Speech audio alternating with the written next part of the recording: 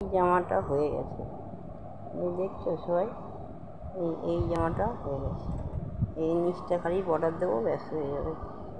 এই যে লাগানো হয়ে গেছে, এটা কোমরে বাঁধার জন্য এই হ্যান্ডেলটা করা হয়ে গেছে। এইটা ঢুকিয়ে গোপালকে পরিয়ে তোমাদের দেখাবো। আর এইটা করছি এখন। এই যে এইটা হচ্ছে গোপালের জাঙ্গিয়ার সাথে সেট হবে। গোপালের জাঙ্গিয়া হবে এইটা দিয়ে গোপালের জাঙ্গিয়া এই সাইড সেলাই হবে, এই সাইডটা খোলা থাকবে। এরকম দুখানা করব। আর এই কাপড়টা দিয়ে গোপালের ওপরের ঘাগরাটা করব। তারপরে ঘাগরাটা করার পরে তোমাদের দেখাবো।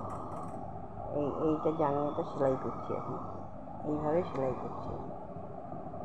তোমরা দেখতে থাকো, পরে দেখাবো।